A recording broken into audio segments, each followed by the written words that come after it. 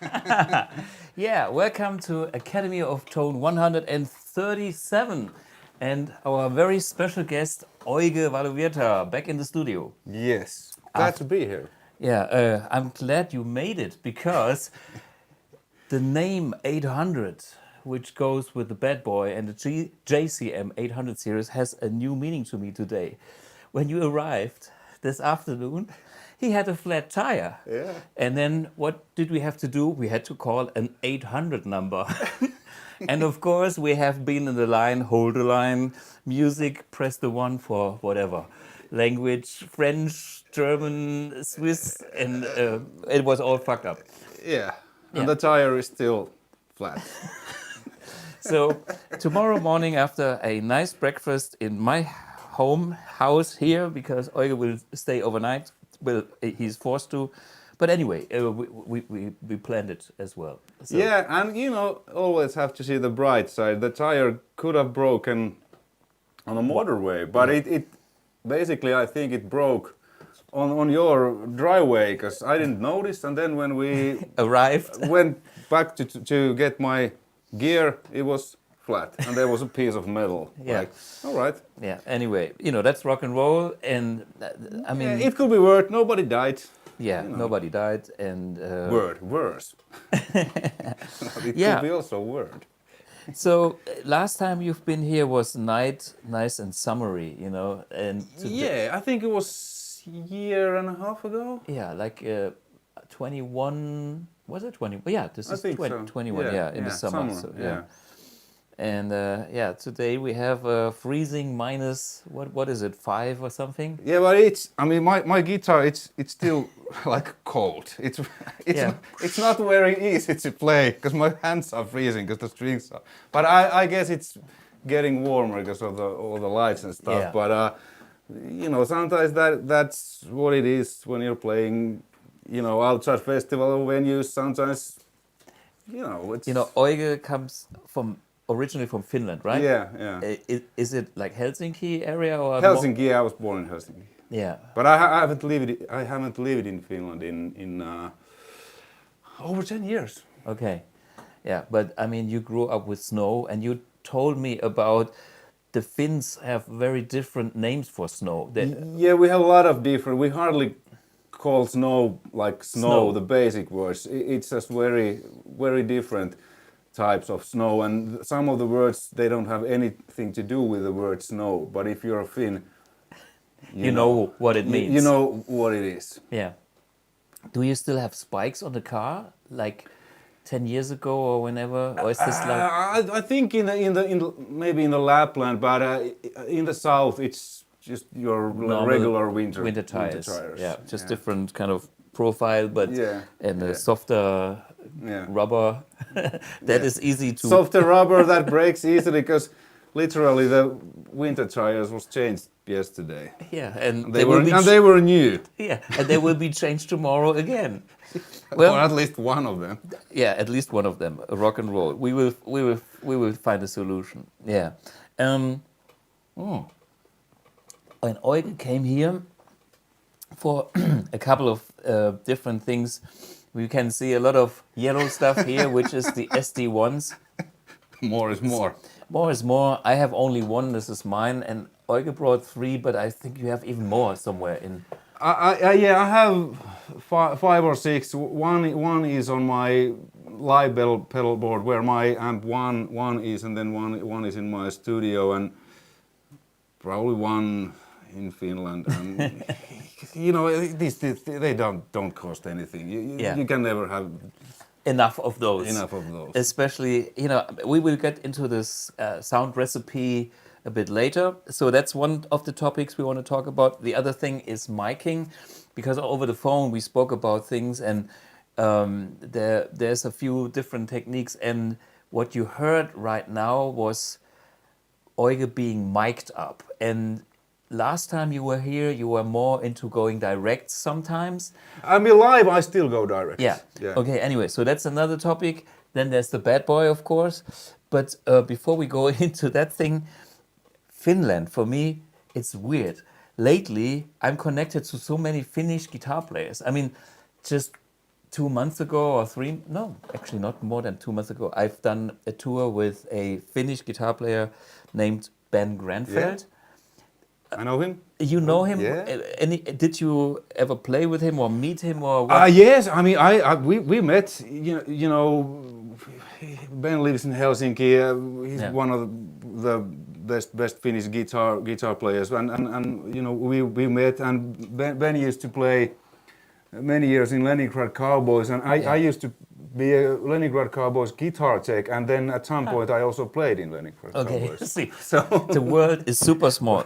And this is the album of Ben Granfeld, Melodic Relief, which is a song that we both played on. Oh. So I'm on this record with 2 songs, and the title song, Melodic Relief, I'm on that one. Which is an album of Ben Granfeld from which year? No year. Where's the year? Wait a minute. 2012, 10 years ago. Okay. So 10 years ago, I've been on this album. And then there is another great Finnish guitar player by the name of Mr. Fastfinger, or Mika Tyske. Yeah, Mika Tyske. Mika Tyske. Yeah. I mean, he tried to explain me his real name. And we both have been to Japan, which was a fun trip. And we jammed together. And then finally I ended up at some of his records. I think we might have a little clip of Mika, because he is also making his own cartoon of this. I played with Mika too. What's your story with Mika? There was this, because when I lived in Finland, I played on many albums, records, I don't even remember them all, as a hired gun. And then this was something like a cover band thing. And I was called, you know, practice rehearsals, and there was Mika, like, nice to meet you, okay, let's have, and I think we played some, like Iron Maiden and something, like metal. I remember, I think we did 1 or 2 shows maybe, so like with 2 guitar players? Yeah, okay, cool. Properly, and that's, you know, how we met. The first time in a rehearsal place. That's nice to meet you. You know, let's rock and roll. I have one that comes just to memory right now. I've been to Helsinki, I think in 2012 maybe. The year triggered it, because this was before I launched BluGuitar. And I was on a trip to Japan to visit a Japanese distributor. And I booked a flight through Helsinki because it was cheaper.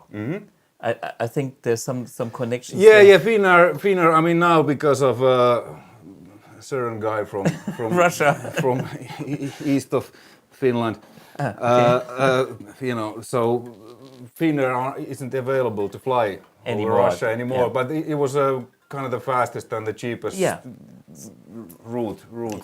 And I had a stopover in Helsinki, and I spent kind of a day there, and it was late summer, and it was really nice. I mean, the summer in the Scandinavian countries, I think, is something I can recommend. Yeah, because the sun don't really go down. I mean, in the south it goes, but in Lapland, on summer it doesn't go down, and on winter it doesn't go up. And that's probably the reason why the Finnish guitar players are so good, because they all practice all winter long. Yeah, I mean, what you can do, because it's dark. Yeah, I mean, and then we sit in the dark, play guitar, and make, you know, and gloomy and grimy metal songs. And conquer the world. Here, see, there's always a reason for that, for where things are coming from. And in the summer, you get stung by mosquitoes, or what's? In Lapland, kinda, yeah, but you get used to that. Well, if you are professional, you know how to deal with all kind of things. Okay, this was my little. I had a stopover in Helsinki, and I've done a lot of some other clinic tour there, so I'm a bit familiar with the country. But hey, let's watch that short clip of Mr. Fastfinger, and I think I played on that track that we are listening to, or whatever. We stole it from. Hi Mika, we just stole it from the internet. It's all in your favor. Enjoy.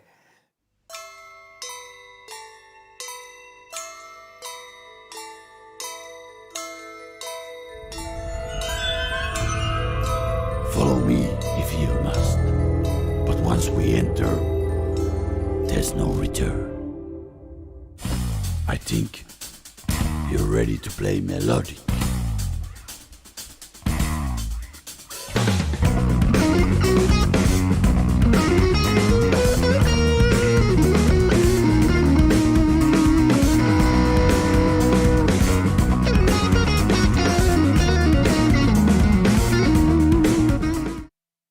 Yeah, anyway, so the cartoon that he created, Mr. Fastfinger, Yeah. is kind of a... I was always admiring him for being...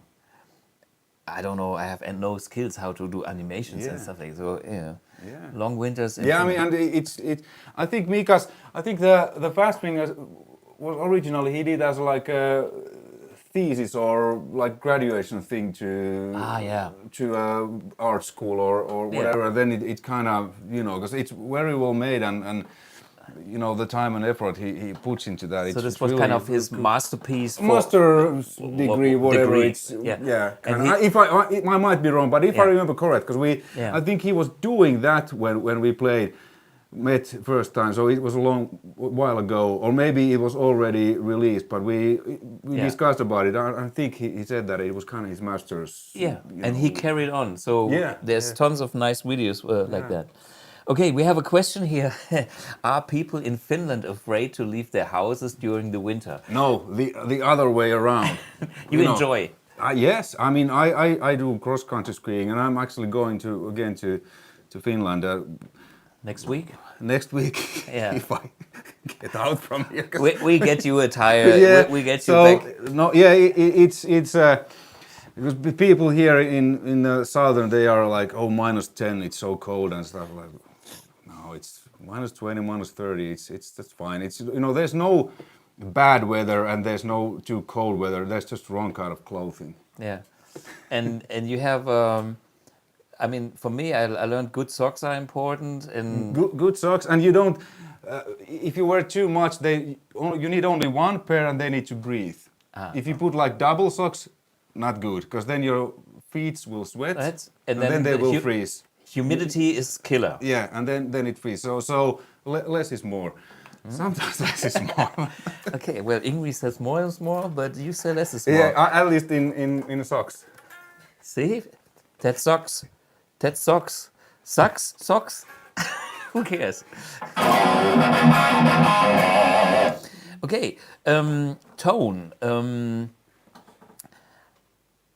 Usually I play my Strat and I'm in a different world, but every time you come here, it's so much fun because I'm doing stuff which I usually don't do. And Like pinch harmonics. yeah, I had hard time to find it, but actually I found a few during the song. Yeah. I was, whoops, sometimes I get them. I mean, what is your secret to pinch harmonics? Maybe you can explain for the guys like me. I mean, you told me think ZZ Top, that makes enough.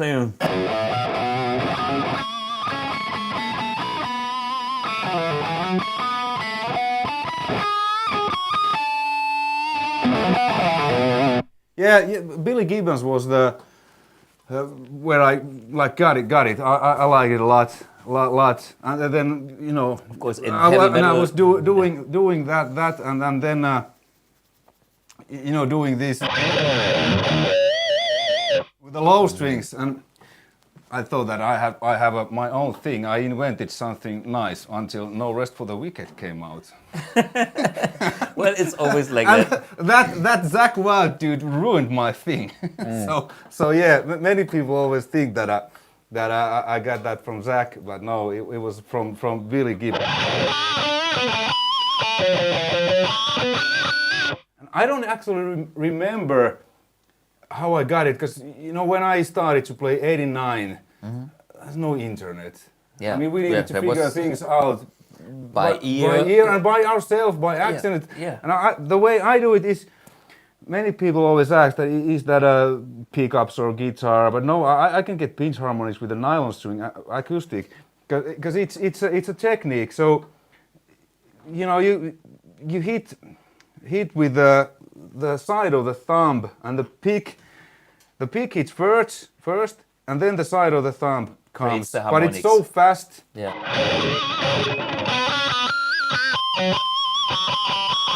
Different part.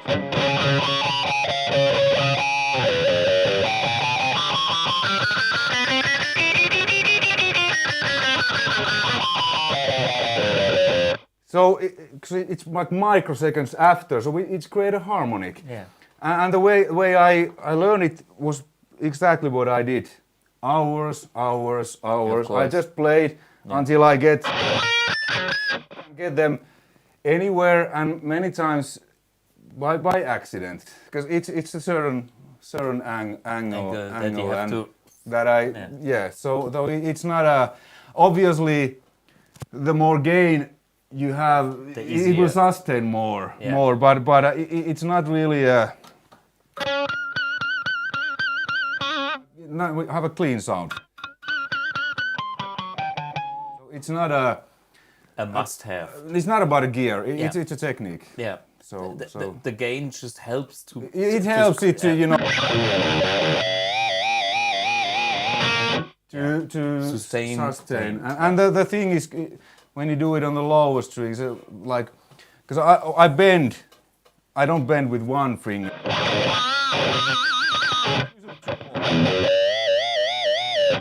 Fingers.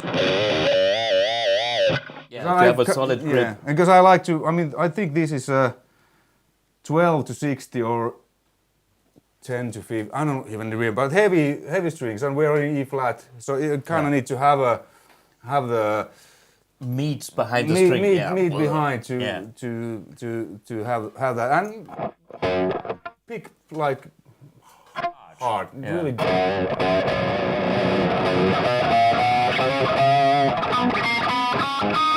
Okay, the question for me is. And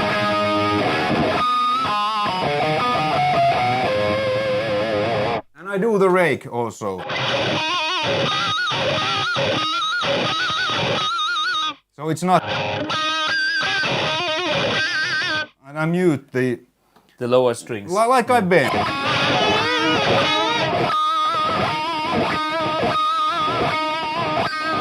It's the same when I bend. I don't hit once, I hit all strings. And then just mute. So that's part of the sound. Because it doesn't really matter what gear I. Yeah, but because the sound is. It's thicker. It's like more.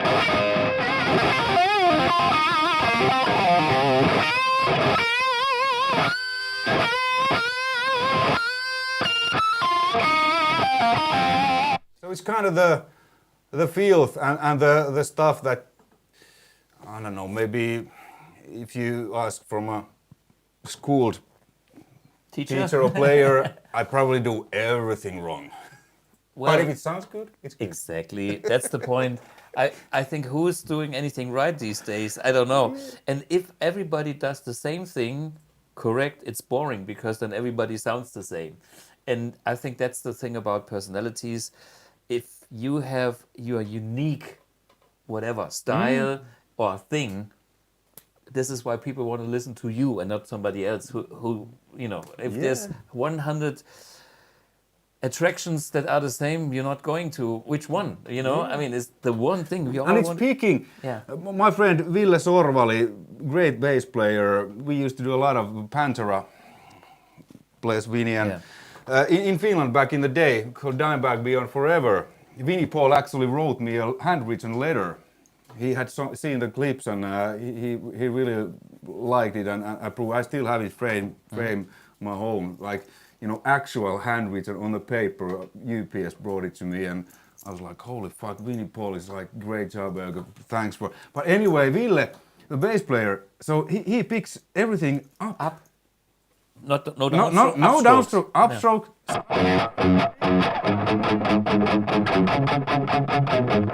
It's like wrong, but we call that Australia picking. Yeah, well, it comes from down other under. side, down under, yeah. But yeah. and first time when I listening, like watching, like, dude, what are you? I don't know. I've always played that. To me, it's more natural. You know, Australia picking. Yeah, super. But again, that's a unique thing. Really unique. Yeah. But it's certain sound because it's a bit more clankier. Yeah. Makes For some reason. Of course.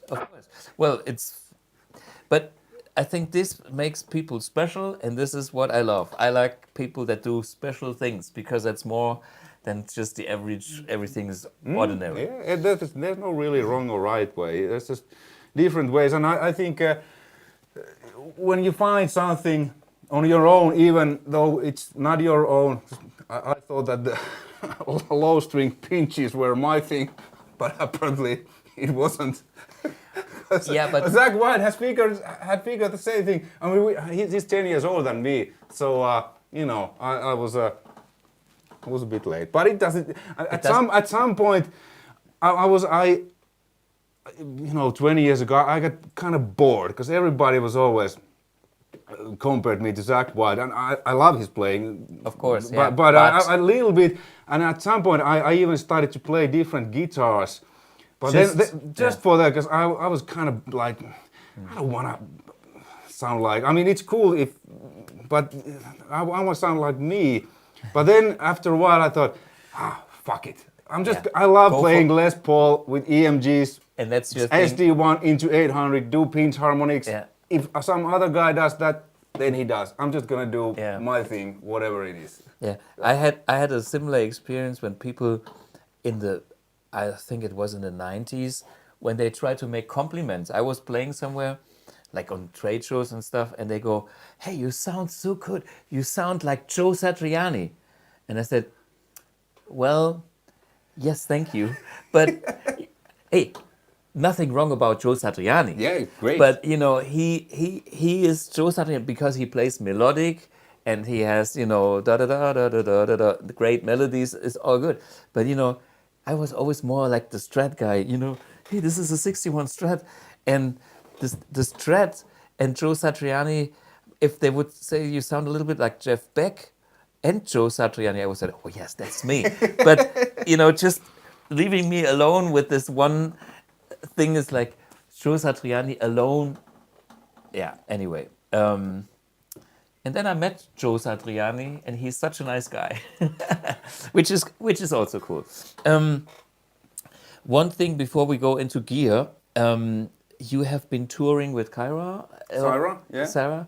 When just recently, the summer, or what was it? Yeah, we did a few festival shows and few our own club shows in summer. But mostly this year we've been doing the album, which is now finally ready. I mixed that, and Jacob Hansen mastered that. Me and Jake, we produced that, and everything is ready. It's been delivered to our record label, Nuclear Blast, German label. Yeah, good label for that kind of music. Yeah, I think it's the best. It's the biggest and the industry standard. You know, really glad to be there.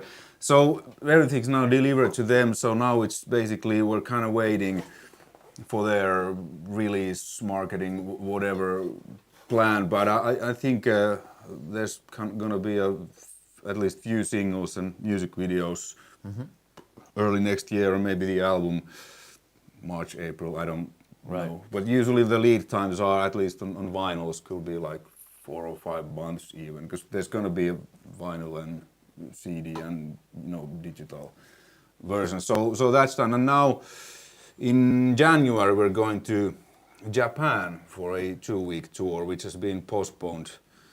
During COVID, several times. And now it's finally happening. And we're going to do first week kind of the No Halos in Hell tour, our previous album, because that's what we were supposed to do in 2020. And then another second week we're gonna play the full new album, like from start to finish, just the album. So it's gonna be a bit special. Yeah. And obviously we need to practice that a lot. That too. So that's gonna be cool. Yeah, I saw you play Shibuya in Tokyo. I've been, you know, Mr. Fastfinger and me, we've been there, and I've been there a couple of times. So Japan is always a special It's place. special. Yeah, I've been there with Shining a few times back Yeah. in the day, so it's really Yeah. really special. So Nice, the- nice place. Really, the crowd is like, you know, they are these, you know, ties and suits. They come there with their suitcases. They put them in the, you know, and then when the show starts, it, Bam. Yeah. and then like after that, it's and They go back to. back to like it was like kind of surreal first. It first is. time. It is an experience. Yeah. They were like really wild. And I had an experience like you have to be on time, like very dead on time, you know. So the manager behind the stage was saying, "Okay, 5 minutes." Okay, it's cool. I mean, whatever. I'm ready. And then he picked me up and said, "Okay, not now. Now." You know, it's like, wow. You had to be there on the spot, and my cable was kind of in circles. In perfect. I mean, it's like a piece of art. You pick up your guitar cable and it's go, okay, let's have some and about. you know, you order backline. Yeah. We were there with Shining. Yeah. You know, I had, you know, 800. Yeah. It was like and Perfect. perfect Yeah. condition, everything like They wow. they really pay a lot of respect to details. Yeah. And it's a matter of honor for them. Yeah. So- I think it comes in In the guitars, guitars, 'cause instruments. these are handmade in Yeah. ESP's the Japan custom shop. And it's like, and all guitars, I have Japan-made Tokais, but whatever Japan-made, it's like Good. they really pay attention to detail. Yeah. Yeah, and you will be touring with, and you have been touring with the Iridium. Iridium, edition. yeah. On the pedalboard, it's your magic combination, the SD1. We have some comparison coming up soon. The Boss SD1 Super Overdrive. Into the classic channel, Yeah. which is to me, it's an 800 to me. Yeah, this Like was the pedalboard. yeah, I think that was your intention, kind of Intention. living in this Yeah. territory or in this kind of world. And when it comes to JCM 800s, you are the expert because you had how many? 5, 10? At some point I had 5. Yeah. But I played probably, I don't know, 10s, maybe even 100s, because Yeah. usually that was my, you know, Go-to amp. Go-to amp, and because doing tours, lighting shows, I mean, you can't really travel with that take on aeroplanes, so you just ordered one, and so I played it with a few 800s. So, and then you ended up with the Iridium edition. You know, there is a video for the guys who don't know this on your channel. This was the moment where I kind of discovered you, when you discovered the AMP1, because you were on your own switching system and you were confused which amp. Yeah, during the video, I didn't even. Then, you know, it was for real. I was confused because I was like, what the fuck? Which amp is which one is which? Did I? Is it? No. Then I needed to like check, and I was really blown away because it's the expect. only amp that kind of feels and does the bad boy. There's many. I mean, even better than my other 800s.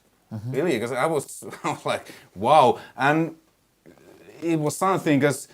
Well, with CYHRA we play directly in line, so I before the AMP1 I just use Friedman BOD, but now when I have these on my board, Yeah. I can, well, it's Have the it's a real amp, and then I can have a cabinet Cabinet. if I want, because You have the real. we still go direct. Our mixing engineer Yeah. wants to have a solid direct cabinet emulation sound, and then on the stage There's when a it's real cabinet. Yeah, when it's a bigger stage, I have a real cabinet, which Helps. you know the Yeah. you Move want, some air. You want that, you want to, and many times, especially on festivals, the in-ears, because there's a lot of frequencies. Sometimes you just lose everything, and there's been like solos. Like last summer in Czech Republic, I went to the kind of this ego ramp. I walked there, and then everything disappears. I was like, well, I'm not gonna walk back. I'm gonna walk there, I'm gonna play the solo. Oh. I didn't hear anything. Yeah. but the key was E minor, or actually C minor in our tuning. Yeah. And there's a harmony part which we play with Marcus similarly. Like, fuck that. Neck pickup, and I played as many notes as I could, E minor pentatonic, and I heard, like Marcus was kind of like, okay, whatever. And then after the show, Marcus was like, well, you didn't exactly play what where it was. No, I didn't hear anything. I just as many notes as I could, because I was just like, you know, just.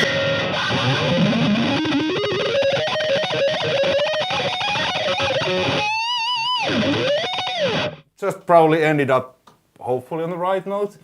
But I guess people were cheering, so it was probably good. I kind of heard myself a little bit from the PA because I was in front. Yeah. But again, because for some reason I didn't have a cabinet then. Yeah. But then it's also kind of safe net. I mean, if the in-ears go down, it's good. At least I hear guitar and drums. Yeah. Because drums are, you know, yeah, that's always there. Always there because they're of the always natural there. volume. Yeah, Yeah. yeah. So that's really cool thing to have that. And usually, or always, it's just whatever cabinet, the venue. You know, there's always going to be a Marshall cabinet. Yeah.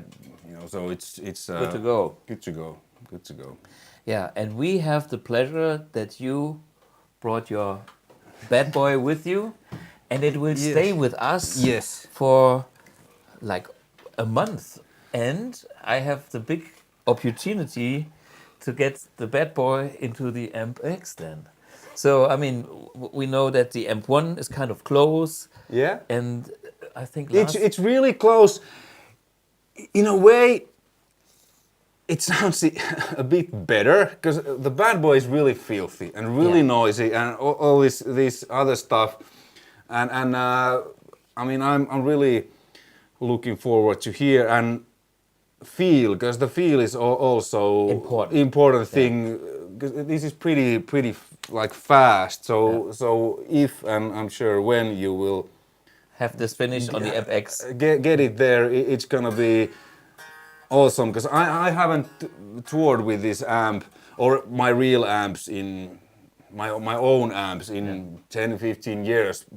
Basically when I lived in Finland, then when you can go, but since I haven't lived in Finland and I've been lucky enough to play in a international band, so you know we play all over the world. So then you just rent something or whatever. But now with the AMP1 and in the future with the AMP1, I can have my own amp and I can have the bad boy with me in a backpack. Yeah. Wherever I go, and then if and when there will be a Marshall cabinet on the venue, you are good to go. I'm good to go. Yeah. And I think you will also. Of course, SD1 will be there too. So the idea that we kind of work on is you are the first guy with your own sound set of an amp and pedal that will go into the AMP1, and I'm so happy that I can use you as the excuse for my other engineer friends to kind of set the bar, because if it's not right, it's not me, it's you. And then when I have my demands on, I have fresh energy. So this is, from a psychology point of view, I love it, and this is good. We have it now, and we have time really we can spend time with the amp, and we can, analyze it and see what's going on and what's the specialties. And you took a quick look. Yep. And well, basically, it is original, and it is the variants of the components. So there is no modification on that amp in a big style, like a Jose mod or anything. No, it's that classic thing. It's just a good one, and it has this Scandinavian fuse thing that you kind of bypassed because the amp has so much power. And that's part of the amp, and you are very happy with the current tube set in there as well. It's JJ's in the preamp section, ECC83/12AX7s and JJ 6550s, and the fuse thing, because on Scandinavian editions ones there's no like a fuse. It's this pop-up thing. Yeah. But since this amp, I mean, Pops up too many times? It says 100 watt, but it's Way way more. Yeah. So it pops up. Usually after 20 minutes, it popped up. And when I use this live, at some point live, I always needed to go back And switch it on again. switch it on. So I asked one time a guy just put something in there that it doesn't pop. So it's kind of the fuse is in a way bypassed. Because I mean, this is now this is only like 0.2 At this point. at this point, and it's still like warm and hot. So it's a in a way there's I think something ain't right, but whatever it is, it's actually just right. It is right. I do have the bad boy in the switching system. Well, so for the guys to understand what I have been playing, I was playing here my mini humbucker Les Paul.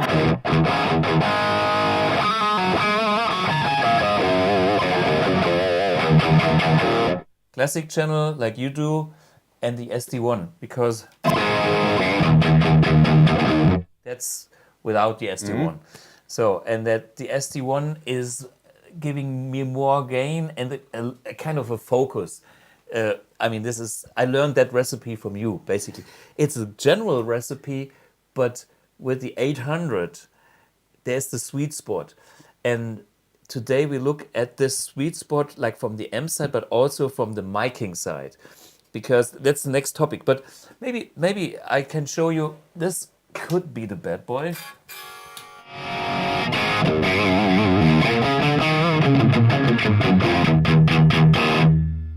It's just like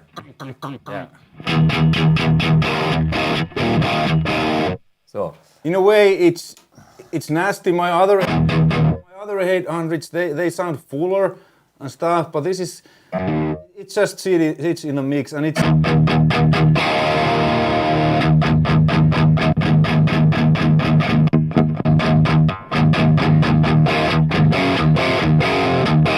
I didn't do this AB before. I just plugged this in, and now I try to get a bit because. So which?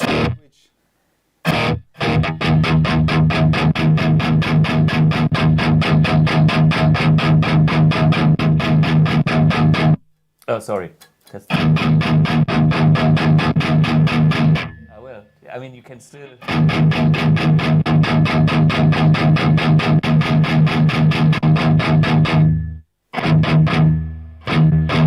The AMP1. That boy. It's already kind of. It's really close. it I mean, is- that's why. Yeah. That was the reason when I did the first video, and when I tried it, it's like, no fucking way. Yeah. It's not, but it is that Yeah. you know, yeah. Anyway, so, for me, I switched back to the M1 and the noise is gone. Yeah, because Yeah, the bad boy is noisy. But the thing about, for me, the challenge is now with the new AMP-X, since it should be so flexible that I can get everything even closer, that's my challenge now.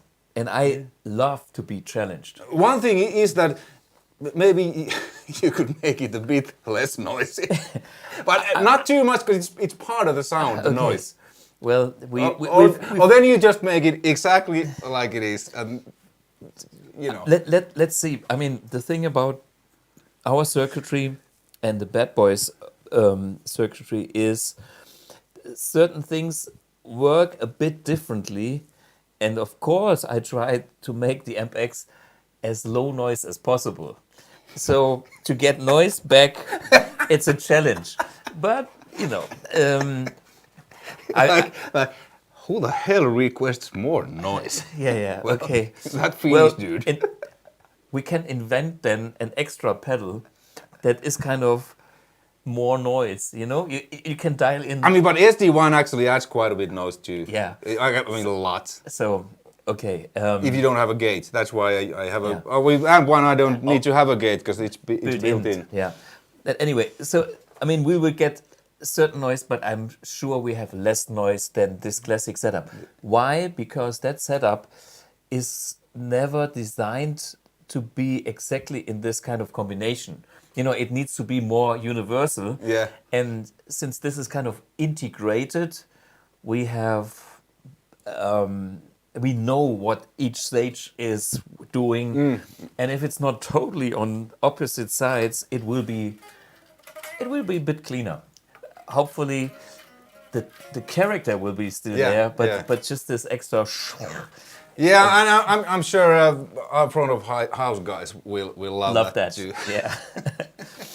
Cool. So, can you maybe explain a bit more how you use the SD1? You did that before, but I think that's super important.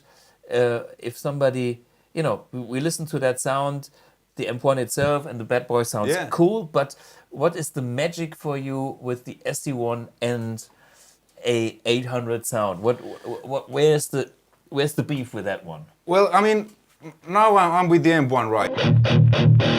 Yeah. So it's a little bit boo, boo, boo, boo. But what happens when my clean sound, because I have only one channel, I don't use one sound. You know, one good sound is better than several mediocre sounds. So one good, and my clean sound is kind of, just roll down the volume back. But what happens when you roll down the volume, you lose low end. But when I have, like on this one, I think that, I don't even know my settings because I don't usually pay attention. It's just, you know, whatever sounds good. So, like if I would have, like,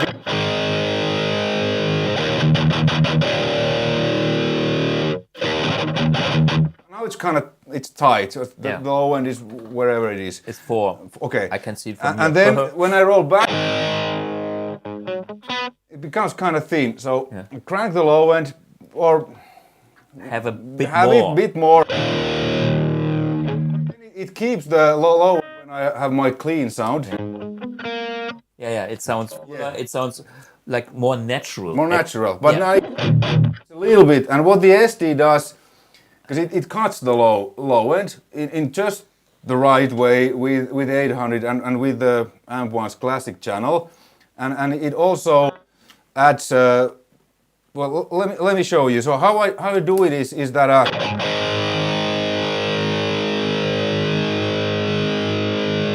kind of put it like full, and then I dial it a little bit back.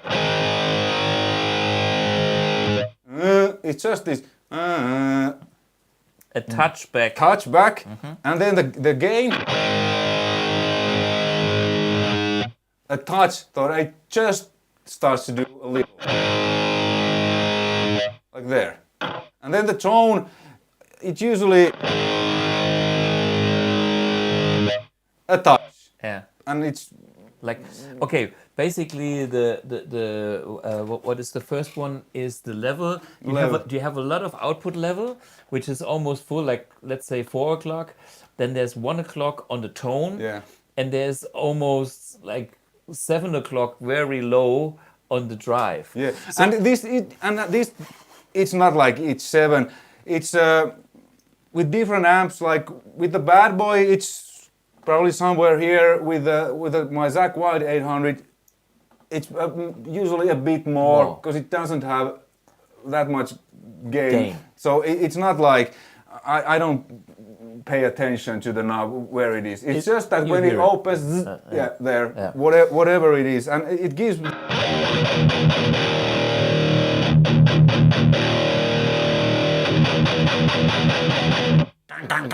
Yeah.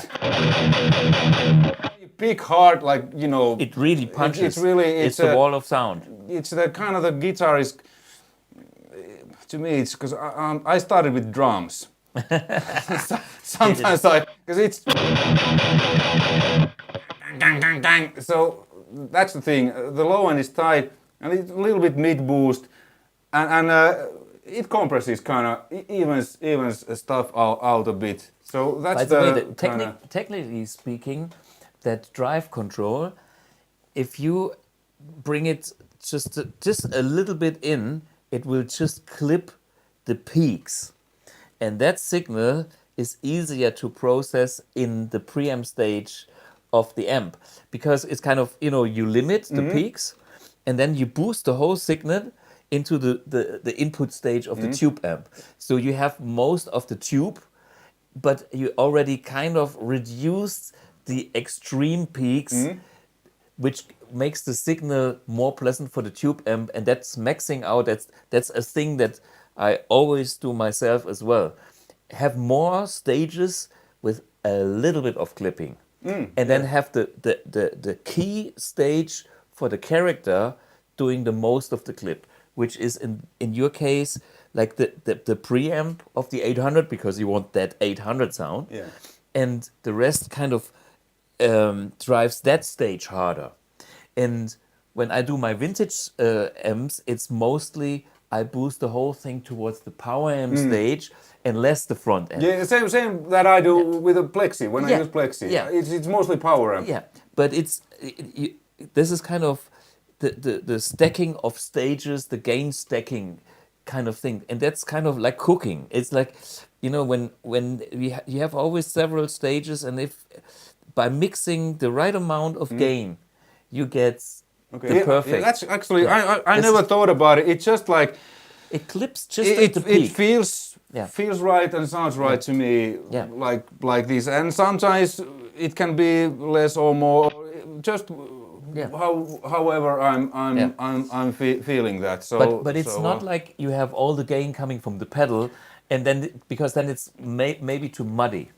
Yeah, and you lose the, because I especially when I record, I try to use as little gain as I dare. But it's kind of punchy, especially when you double or quad track guitars. If you have a lot of gain, it's just muddy, and I mean it's obviously a bit harder to play, but it makes, at least to me, more play harder, to really dig in.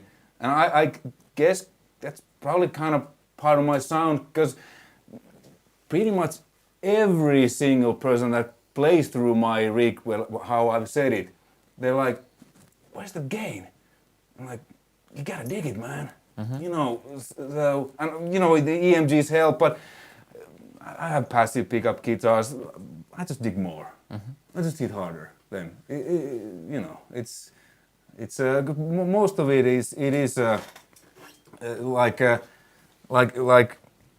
hands. If you want to sound like Eddie Van Halen, play like Eddie Van Halen. Of course, It's because my good friend, bless him, Alex Laiho. I played with his rig, because I played on one General Boredom album, banjo, and he played on Godspell, one of my band's album. And when I was in the studio when they were recording the cover album, I played with Alex's guitar and Alex's rig. Guess what? Did I sound like Alex Laiho? No, you sound like you. Always. It's also, and when Alex was recording with us in the studio, he played through my rig. Did he sound like me? No, of course not. And he played with my guitar. Yeah. It was like, yeah. So it's really all about how you pick and how you, yeah. Because pick up, like the name suggests, picks up the sound. Amplifier, like the name says, amplifies the sound. Yeah. How does an amplifier sound if you don't play into it? Nothing. There's no sound. There's no sound. Yeah. So of course, and for me, that's my theory. It starts with your own concept, what you want to hear. Because if you want to be aggressive, you have that in your head. You react to what you're doing, and then you found out, a little less gain here makes you play more aggressive, and this is what you actually want. Yeah, and because when I practice, when I was a kid, and still when I practice and when I learn, I don't use any amps. I play just like this. Yeah. And I remember when I was a kid, when I couldn't make something to sound like I hear in my head. Yeah. So I got to work harder. But so I do this when I play. I have the sound in your head. How I want it to come out, and if it sounds good like this, if you I can make all the pinches and everything sustain. it will sound good when it comes out. The amp even better. And this combination, the SD1 and the 800, just kind of gives me that what I hear when I play just like this. So I still do that. I most of the time I play without any amps and stuff. But yeah, 800 isn't the only amp. I really like 51, 52 and some others. But 800 is always kind of that's the sound in my head what I hear when I it's your reference. Play it's just like this. So it's really, you know, what you do with your hands. Because you know, no gear is gonna. I've said this a million times, but you know, good player will sound good no matter the gear, and bad player will sound bad no matter the gear. It's just the way it is, and different amps amplify my sound, your sound, differently. Sure, yeah. But it's mostly the way it kind of reacts, because I've recorded so many songs and albums and so many studio sessions, so many different amps. Mine always sounds just like me. Yeah, of course. And I think that's the mental side of the whole thing, you know? For me, I see another thing. When you are in the room and you do your thing, that's an inspiration to me. Because, you know, most of the time I'm listening to more softer music and stuff. But I mean, the way you do it, I'm always excited about it. And this kind of fire that burns here next to me kind of enlightens my fire. And, you know, that's a good thing. Just talking about, I have the question here, some people want to see the settings. Maybe we start with all the settings. So the bad boy itself is, presence is middle, bass is full up, middle is middle, treble is... Actually, I do the bass, I do the same than with the level. So I put it up. And then you... Where's the point? A little bit back, where's the sweet spot? And I mean, these are what it is now, but let's say if I would use a vintage speaker, different cabinet, it could be something totally different. It's not, because to me, it's, when I was a kid, I mean, I don't remember that we ever talk about settings. No. It was something like, I mean, if I show you a painting and I will say to you, you know, listen to that painting. Like, what the fuck? It's like, I don't hear a shit with my eyes. I know what you mean, yeah. So, I mean, now I get it, because you're doing the YouTube and many people ask that. I didn't realize that it's maybe it's because of the new generation or internet, but first I didn't quite get, like, what do they mean, my settings? Like, I have no idea. What are my settings? Like, well, they are this now. They could be something different tomorrow. But this is, you know what you want. For me, for the guys to answer the question, I would give this kind of a, you know, it's like cooking. If my grandma was cooking, there was never a recipe. You know, it's not like I have 100 grams of wheat and I have 10 grams of sugar and 50 of butter. That's for other people. But still, if you start to get there, we give them the hints and we tell them, okay, this was that kind of middle, the bass all the way up. The master is at the moment pretty low because we're on the AB system, and the preamp gain is to like 6, 7. It's 7, but it's 7. This is a bit special because the master and preamp volumes on this one are like on-off switches. Yeah, it doesn't do much. It doesn't do really. So it's kind of on. It's kind of on, and it doesn't really matter where it is. Sometimes I actually did a video about this before I went here yesterday, and I kind of show. Well, we can show it now if you play. Yeah.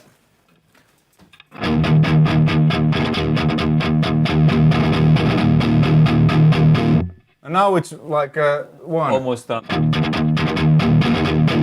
It doesn't really do much. So how I said it, it depends if I'm having a harder pickup or softer pickup, just where it kind of feels right. Yeah. And then with the SD. But I think usually, I mean, with a kind of standard 800 standard, what are commonly, like my Zach Whitehead, it's pretty much full. Okay, so let's say it's on and full, and for me now, that's the bad boy, and this is like, that's the AMP1. I give you these settings so people can... It's kind of, I kind of now kind of understand it that maybe it's a starting point. It's a starting point, yeah. But first I was really confused. Like, why? I don't know. So for you guys, just to know, because these amps are very consistent. If I put the same numbers in on any Iridium, they are the tolerance is so minimal. You can trust the setting is pretty close. In the end, I'm totally with you. Don't trust the settings. This is just a starting point. Yeah, and because as we know, a speaker it's even it's more. Like 80% of the sound. So at least to me, when I think something, okay, this sound, I kind of first think that what speaker he's using. Of course. Because I mean, when you have this is one I sometimes explain that you have a stereo system. Yeah.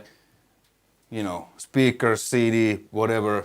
CD, I don't know if everybody uses CD, but if you want a better sound, do you buy a new CD player? No. Or do you buy new speakers? Exactly. So the speaker is so important. big part of the sound, and because right now I'm having a greenback cabinet. Yeah. We're getting to that soon. Yeah. If I would have a V30, you would have. I would probably set this completely differently. Yeah. But I still give the guys the settings of this just to have the comparison of the 800 and this one. So this is gain on 6, master doesn't matter because it's only volume. The bass on full, like on yours, and the mids are on 6 and the trebles on 5. So basically very, very like mids like on yours and more bass. And the tone control of the classic I closed. It's kind of counterclockwise. But here's the point. Today I'm using the Blue Box. This is what you listen to.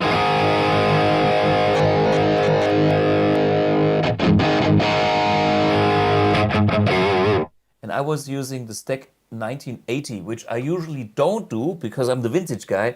But you are, back from the 80s. So Stack 1980. And what I have done is I reduced the mic position kind of to a smoother version. And actually I like that. So there is something. So, But like you switch the cabinets, completely different sound. Of course. Yeah, I mean it's like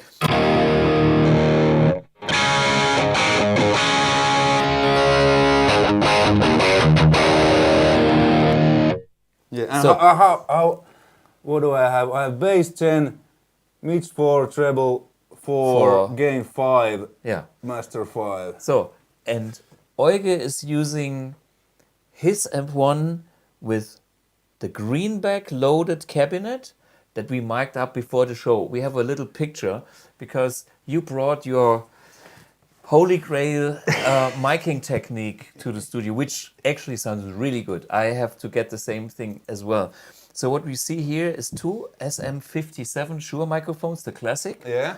And it's using the Fredman. Fredman clamp clip, which Fredrik Nordström, Fredman Studios, Gothenburg, where they early In Flames, At the Gates, those albums, and how they discovered this, if I remember correct. I've been in the studio and talked with Fredrik. They were just not happy with any combination they were just like, let's just try putting these like this. Yeah. And it works. So it's unique in a way because again it's kind of wrong because the one mic is dead center, facing dead center, the in the middle of the dust cone. cup in the middle of the cone, which is harsh. It usually with only one mic at this position it hurts. Yeah, it hurts. Yeah. And what the other mic, because the angle is important, it's 55 degrees if I remember correct. But with the Fredman clip, it's actually there's other clips, but the angle isn't right. So what it does, since it's closer to the speaker, there's a phase issue. And what that phase issue does, it removes those nasty highs from the first microphone And then what it also does, because it's pointed towards the side of the whole cone, you get a bit more low end there. And then that combination, you get this kind of this nasty kind of thing, but without those really ear-piercing highs. And it's a technique I use a lot. This is well. See, I have just photographed Euge's settings. We will put them on our website. So that's one thing I especially use a lot with Bad Boy. The new forthcoming CYHRA album. All the rhythm guitars are the Bad Boy with that technique. Yeah. Marshall vintage speaker, and then Greenback. Or vintage 30? Vintage 30. Ah, vintage 30, Yeah, okay. yeah. Because the Marshall speaker is called vintage, not vintage 30. Exactly, and they are slightly different. They have a bit more lows, bit more lows, low mids, woof, and it's kind of deeper. I also used a Celestion V30 on the album. Sometimes it just worked better. It's a bit tighter, a bit more aggressive on upper mids. Yeah. Like I bought it like a year ago, so it's the new kind of the see-through dust cap. Really good, not harsh at all, just a little bit more aggressive. So I used those with the 800, double-tracked, and then I quad-tracked the rhythm guitars with a 5150. Same cabinet, same speaker, but with a single SF57 to the edge of the dust cap. Okay, yeah, that makes sense. Because 5150 has a lot of woof, and already, just to get a little bit different tone, because the Bad Boy was like tang tang tang, and then 5150 filling it up in the mid, punchy lower, because it's a scoop amplifier. It doesn't have the, and I had it quite scooped, so on its own, if you listen to what I recorded, it's kind of dark, but then those two together, I do that a lot with other bands that I produced. It's usually 2 amps. Probably same cabinet, same speaker, 2 amps, two different microphone techniques, just to get different frequencies, and that you will get a really full sound. And depending on the song, sometimes I had them on equal volume, sometimes 800 was louder, some parts the 5150 sounded better louder, maybe some and then so you can do a lot. And now I have the Radial Engineering's summing box. Exactly. So what we have done in today's episode, you brought that special clip and the mics, the SM57s, and then of course you have like 2 microphones, and you also brought your summing box. So we have a little picture of that. That's a Radial. Yeah, Radial. So because sometimes less is more. I mean, I could have 2 cables to go into my 2 channels, 2 mic pre's and 2 channels, but it's not needed. It's not, and according to Frederick, Mr. Fred, he said the only right way is to sum them up and stick that. You 1 channel. You made a decision. That's it. And I have them both equal volumes, but they are actually not, because they are differently angled. But the you can see the picture. I have the full on both volumes. So yeah. And then what I got when I record, I get just one signal to mic preamp, and then that's kind of the tone. The tone. It's a lot easier. And the mic clip with the 2 mics, magic happens because the one that is too harsh and the second mic with the 55 degrees angle is kind of phasing out the harshness. Yeah. And this is his kind of secret, and it needs to be in kind of the 50-50 mix. Yeah, and they need to be like as close as, like almost when because 5150 has it kind of rolls the cover. So when you roll one, it kind of, so they're like almost touching, and then the angled mic is almost touching the grill. Then that's the perfect setting. And it's really easy to set up. So you only need to aim it dead center. Yeah. and You can't go wrong. You can't go- And can't this is go- what we've done with the flashlight. with a flashlight, you yeah. just see and then aim that dead center, and then that's a. It's kind of like mix ready. I mean, when I mixed the CYHRA album with the 800, I didn't cut it a little bit of the low woofiness because bass take care of the low end and the 5150, and that was pretty much it because it's really there's nothing kind of like how I mean it's really can but there's not, at least to me, nothing is hurting. Yeah, or hurting. electrical sounding, like electrical ouch. Yeah. And it's this kind of this certain thing. It's organic clank. It's kind of organic clanky, you know. Yeah. It's good. I mean, and it's not just for metal. I think was it Glyn Jones, Andy Jones, whoever produced and recorded Van Halen's "Fuck for Unlawful for Common Knowledge."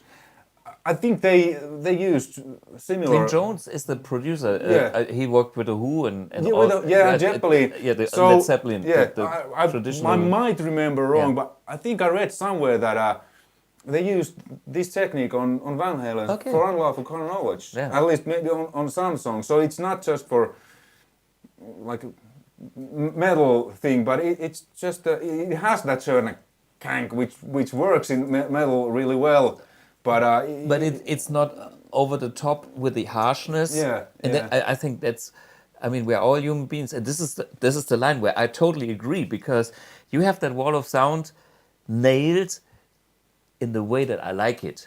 You know, and there's so many other wall of sound things where it's like a little bit of that, and you know, but this is again, tone starts from here. You had that vision for all your life, and you proceed that. That's why I loved you as an inspiration for that kind of tone.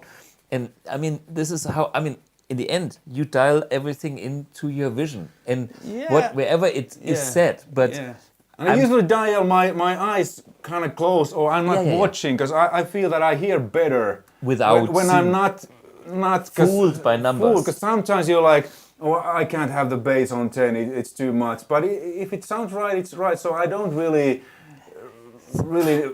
know. Remember when I've done the sound check before we started the live stream? It's like I tweaked this knob and like, oh yeah, and I was on the wrong amp, you know. So this is a sign you get fooled by numbers. I can understand the setting thing, especially when you're starting. But my suggestion is that trust your ears and try, and your ears will develop. Yeah. Like, because I mix a lot, I can kind of, because I almost hear certain frequencies kind of like colors in a way. I can kind of, so I can kind of know 500 Hz is certain, and it's something, I mean, it sounds a bit weird, but anyway, but like the 8 Bad Boys top end, to me, I call it high silver. Yeah, but silver. it's the silver that's on kind of thermometers. Yeah. And it's also like Soft. electrical blue. Yeah. Hey, I always had a silver shimmer with my vintage tones as well. I'm addicted to this frequency. Yeah. This is exciting. And I have very similar taste, even though I'm a totally different player and different. But what is exciting to me, it's kind of like when we had lunch. When the food has an edge of spice, you know, it's not boring. Yeah, and it's like we both like the same food this afternoon. It's like that's the perfect thing. And some things they hurt, and they're not nice to your ears, and some things are just exciting because they have that extra silver shimmer. Yeah, and so. Just, you know, you there, if you're, you know, haven't played a lot, but I mean, when I started, because there was no info, I didn't have a clue. It was just like figuring out, and then when your ear starts to develop, you start to hear better, and you start to hear even like when I mix stuff, many times I hear that, okay, there's too much of I don't necessarily know the frequency, but let's say there's too much low mids. It sounds a little bit full. Yeah, and then I know where to cut and what to add, and that in my experience it happens when you turn the knobs and don't really pay attention to where they are, but how it sounds, and kind of it's also a feel thing, because you know, if I guess anyone could know if it's too much low end, you reduce it, or if you feel your sound is too thin, you have more, and but for me, you know, the picture, if I would picture a sound, if I would draw a picture of sound, I can see this kind of like a landscape, and if something sticks out in a way, I can tell, you know, it's like in this landscape there's like a peak, there's like a hill, and I have to make a decision if I like that or not. So, and I mean, you know, it's like, you know, there's the beautiful French or Swiss Alps, you know, and I can see this landscape with all these peaks, with the mountains and the valleys, and then sometimes, you know, when you mix engineer, it's like, wait a minute, you know, there's like two peaks that fight with each other, like the bass and the guitar. It's like, you know, and so you have to move this one to another place, so there's the room for the other one. Yeah. So, and for me, it's an interactive process always, and it's the same thing when I dial in a tone. I just need to switch to another cabinet, and then I have to readjust to get my tone. Yeah. And then, if the cabinet delivers a different foundation, it's not finished here. It's just I start from that new foundation, and then I try everything, and then I decide I like that better, or I like the one before better. Yeah. That's the process. And it's like, because I have two cabinets in my studio, the greenback one and the V30 one. Depending what I use, let's say with the bad boy, it's different. Yeah. Because the greenbacks have that kind of, with the plexi it's not harsh, but with 800 it can be a bit harsh. So I usually lower the treble and presence with especially the Marshall vintage speakers. It's kind of, so many times I maybe lower mids a bit and add presence. And top end. So that's why it's not really, I mean, because the knobs are there that we can dial them. Exactly. That's what I have. It doesn't make a sense to me that, like, no, these are my settings. I will play with these. Like, you know, they're there for a reason to. And someday I might turn my amp and play and like, what the fuck I was thinking? Really much top end. Like, okay, let's take it back and so on. So it's just and it's the same live. That's why I like this. I don't need to go through banks and whatever. If I feel the live like, oh man, it's too scooped. Just change to one knob and you're there. Just add some mids. And for me, just as an example, when I think how to dial in that tone, for me it's a tone that I'm not used every time. But hey, it's a challenge for me as well. So when I listen to what yes, it's too skinny.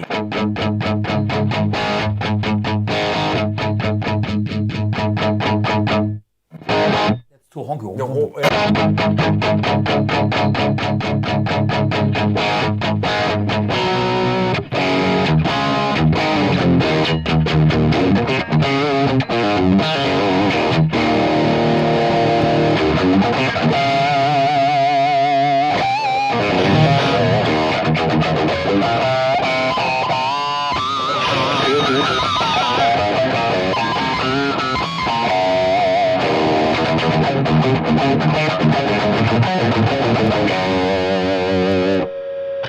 Like, you know,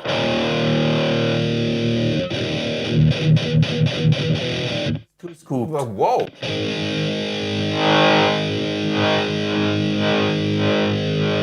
When it opens, Yeah. It's 4. I think it 4. was 4. It was 4, exactly. Because And this is it's just where, yeah, there. With the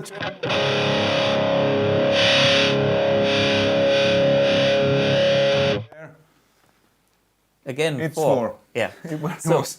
see, and that's a good sign. You can check yourself not watching, just listening. I Yeah. mean, that's probably And usually you find it again and again and yeah, again. yeah, because Same it's just. But if I would change a cabinet, you have it could be totally Different. Totally different. Something. It just depends the speakers. So that's. I think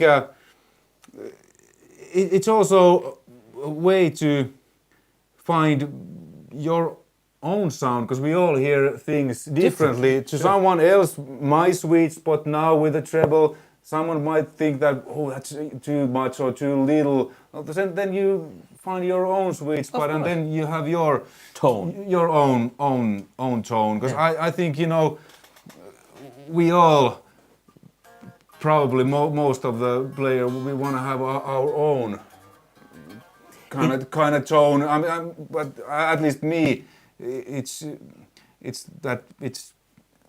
like mine. I'm not when I die, I'm not thinking that how this player or that player sounds, because it doesn't. I will sound like myself no matter what. It's just finding what feels good and sounds good to me, and then it's just a matter of if I wanna sound more like Eddie Van Halen, then I try to play more like Eddie Van Halen.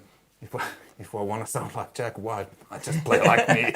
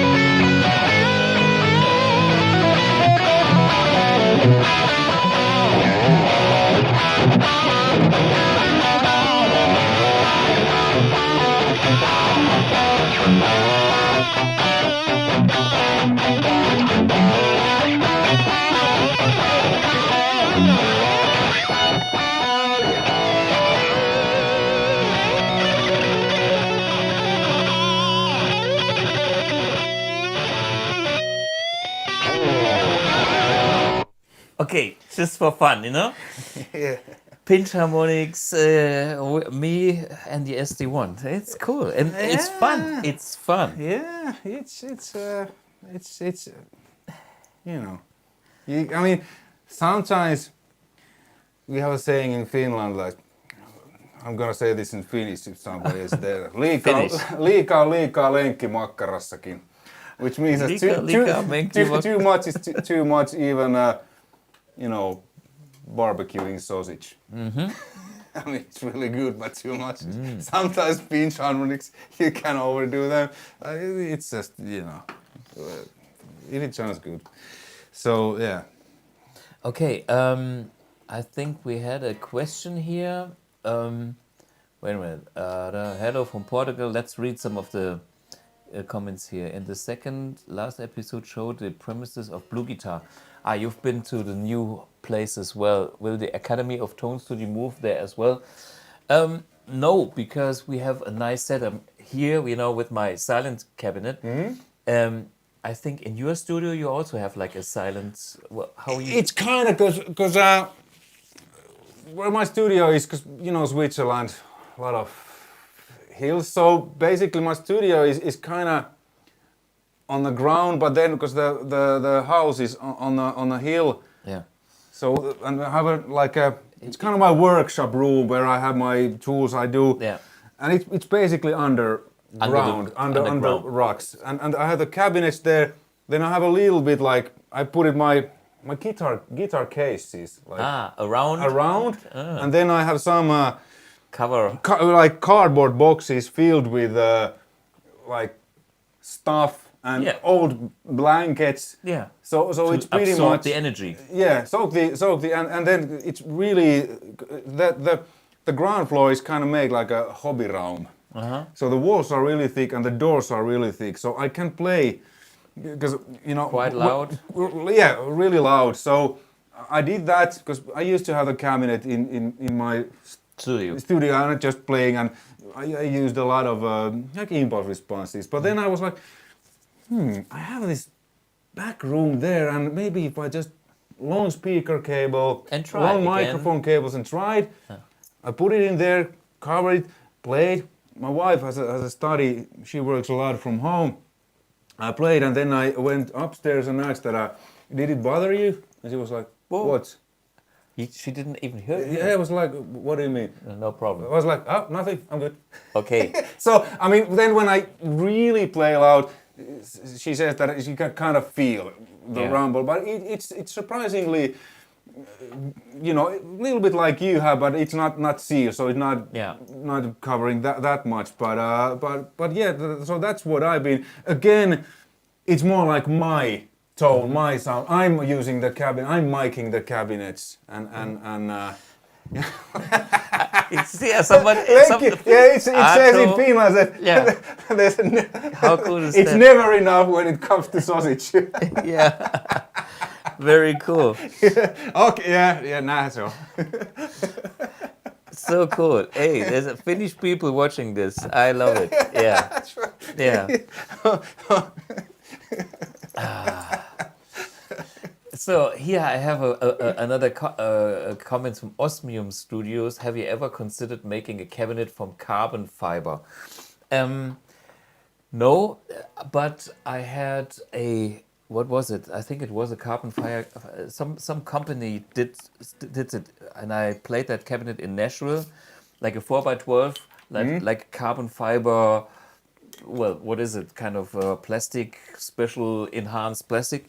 It was kind of light, and it worked, yes. But on the other hand, my cabinets, you're sitting in front of two. We use it as the table for the video studio here. Euge is sitting in front of two twin cabs, which are 2x12s, and these are using thinner wood, but kind of with bracings to stabilizing. And I can save a lot of weight by using thinner wood. And if I would just reduce the thickness of the wood, I would have a lot of wobbly things going on. And this is not helping the tightness of the tone and stuff like that. So I'm experimenting. And then I found out that if I have like certain bracing connecting the front with the back, that's a very important connection. Because especially on the 2x12, the back plate is kind of large and can start to vibrate, especially when it's not thick. So, but I'm always experimenting how thick should the wood be. I make samples with 20 millimeters. I make 16 millimeters and 12, and then I have a go and try and listen. Same thing. I trust my ears, and then I come to this decision. For me, the carbon fiber is not on my wish list yet because I can get pretty low in weight with standard wood and reducing the thickness and compensating that. Like our nano cap, the smallest one, which is not here, it's so small, it doesn't need to have the thick wood because since it's so small, there is nothing that can vibrate like crazy. So it's stiff enough, and sometimes a little bit of good old Marshall cabinets, they also have a little bit of own vibration, like an acoustic guitar. It's healthy. Yeah. I like Marshall cabinets. I mean, I've used other cabinets like Engel and oversized Mesa Boogie And in recordings. my opinion, I mean, I don't know what you say, but the Engel cabinets are too stiff in my opinion. Exactly. Yeah. And it's not my tone. Yeah. It feels a little bit like Bang. Too And cold. kind of cold. Yeah. Yeah. And oversized Mesa, that's actually really good. I've used it a lot, but because I used to have back in the day several Marshall cabinets, and it was a long time I didn't have it. Now I actually bought, within a few years I bought the ones I have. And when I bought the BX cabinet with greenbacks and then the vintage, it was just again like, oh yeah, this is it has a certain woofiness kind of. It's not so tight, but it breathes, and when you do the doom, gonna. Yeah. And it's something I'm, many modern metal players, they want that. But I feel that 800 ST or whatever amp. It has a sponginess. Sponginess. And you can ride it like a horse. Yeah, it's kind of, because it's really, because now Yeah. when I mixed the CYHRA album, and it was really cool, because some songs they have like, and it's kind of like, it almost sounds like, is there like a reverb or something? But it's because I recorded those rhythm guitars like really loud. Yeah. So it's like whong, but you just have this certain sponginess which makes it sound bigger. And in a context of a mix, you don't probably, but you kind of feel that, because I used to use the oversized Mesa a lot, and it's really tight and stuff, but man, when I bought those Marshall, I was like, oh yeah, this is the thing, because they have that woodiness. Yeah, it is for me still. I mean, I'm sitting in front of one of here. See, this is a 1970 Marshall cabinet, and these cabinets, to me, are still the sound of rock, and I grew up with it on my Strat with the like plexi, and still everything is. It feels like, man, I'm riding a horse, and we are friends. And if you listen to AC/DC or a lot of the great rock records, Van Halen, they use that kind of thing as their foundation. And I mean, Metallica. Yeah. Black Album. Marshall Vintage Cabinet. Yeah. Many metal. Andy Sneap. Yeah. One of the most legendary. I think he uses mainly Marshall cabinets. So there's this certain woodiness, and then there's differences. The vintage cabinet, which is actually labeled as classic, it originally came with greenbacks, but it says 280, but I bought that at like empty, and you put on different speakers. Yeah, I put it mine because I had one vintage Marshall vintage from the 90s, a couple of newer ones. But that cabinet is like 20 years old, and my greenback cabinet is only 2 years old. And that older cabinet is even more spongier. I know. I love it. Yeah, it's the age, the wood has whatever happens because it's wood. But I think the old, it's like a resonance kind of thing. It's like an acoustic guitar, old guitars. Yeah, it sounds, because I compared, because I used to have the two vintage speakers, two greenbacks on the new greenback cabinet. Yeah. I recorded that, then I bought the empty cabinet, put it vintage speakers there. I was like, damn, there's a difference. I mean, these speakers sound different in a different housing. In a different even though it's the same Marshall cabinet with a different grill glows, but the other is 20 years older. Yeah. And see, this is why I love, everybody knows I'm a vintage nerd, but as you told before, and I agree 100% on this, the speaker is more than 50% of your tone. It's more important than the amp. Yeah, I think it's like 80 almost. Because that's one reason. I mean, I have other amps, 5150 and boogies, but mainly I use the 800 because I can get so many different tones And not even always changing a speaker, but just changing the microphone Yeah. or the angle of the microphone. It can That's be so totally much different. so much different. For me, playing my gigs on stage, I still have my first prototype of my own designed fat cap, which is by now, it's older than BluGuitar company. I made it for myself maybe 15 years ago, 20. It looks like shit and crap. I put a new grill cloth on like 10 years ago when I started BluGuitar because I couldn't be on stage with the fucked up, dirtiest cabinet ever. But this cabinet I played for so many years, and I know why, because I have my BluGuitar stuff around everywhere, and I get a new cabinet that sounds good, but my well played in cabinet is still one better, you know, and that's why me, the boss, always plays the shitty looking cabinet because it's the oldest one I have, Yeah. you know, Yeah. and I was beating it up because it has been designed before I had the covers, and I'm the only guy that has a BluGuitar cabinet without a cover. I could get one, but now it's beaten up anyway, so give it a fuck, you know, rock and roll, who cares? But this is exactly the same experience. The worn-in cabinets and the speakers is the thing, and I showed you my speaker collection in the outside. I mean, It's like one room well, filled with different speakers, especially greenbacks from like 1965 or whatever. I have the very early ones. I have from the 80s, UK made. I don't like the latest ones, but you know, I have kind of from every era. Because I have the new one. I think the cab is 2020, but there's two of them are a bit harsh, but two of them are kind of older sounding. So you know, you gotta find. Someone asked original Jose mod Marshall?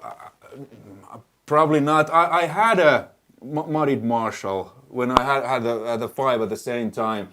I think it was a kind of what Dino Gazzara's Fear Factory. I remember it was, but it had too much gain to me. It was I was losing the contact, the contact and the touch, and it was just it was too much gain. So I that's one of them because I had 5 and then I sold the 3 and kept the bad boy and the other one. But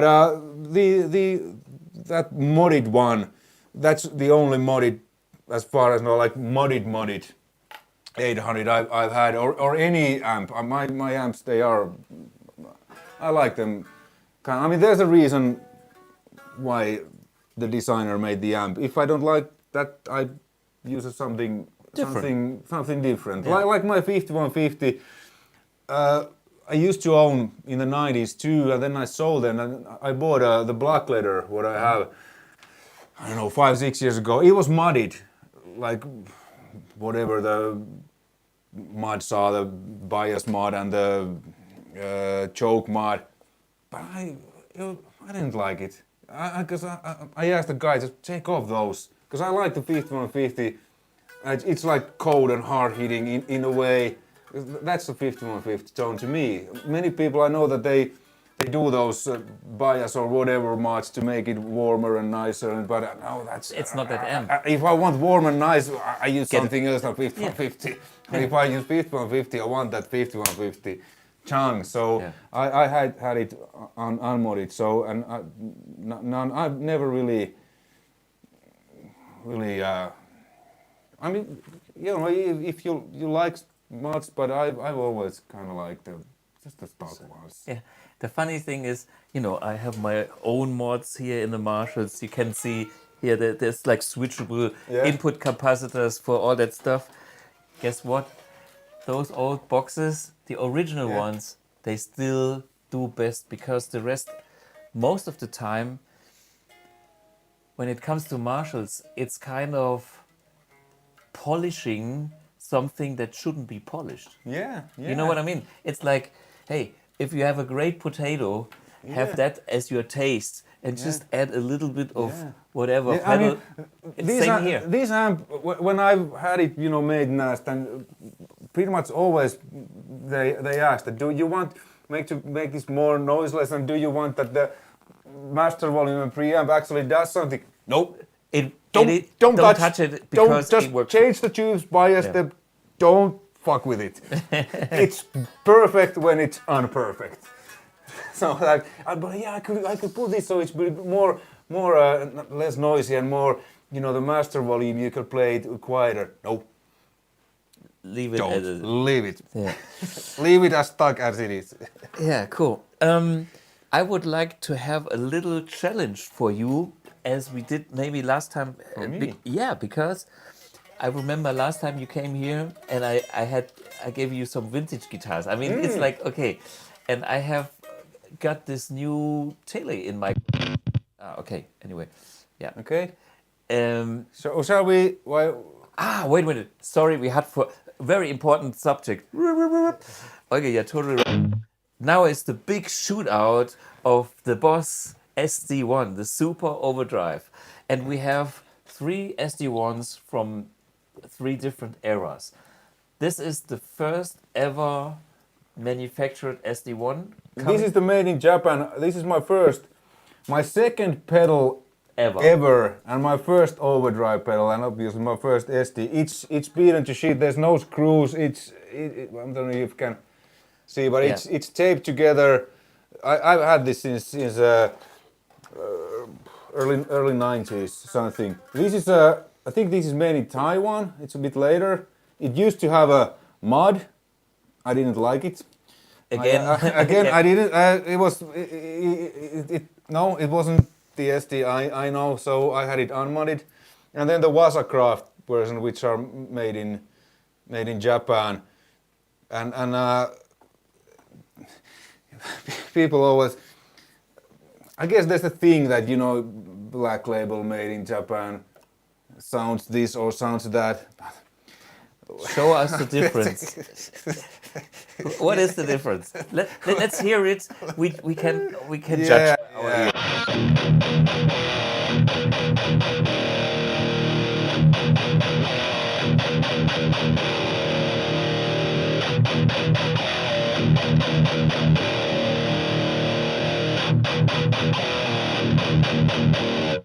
So the difference is that there is no. The difference is the price, right? I guess the price. I mean, I have on my live board, I have a new Malaysian made. The one I use in the studio, the 40th anniversary one, which is a reverse color one, it's the Malaysian made. There's no difference. Good. Because I mean, it's same components, same design. I mean, who cares if it was made in Malaysia or Japan or in the moon? Yeah. It's SD1. Yeah. And this new on the standard mode, I don't know. They advertised that they improved something.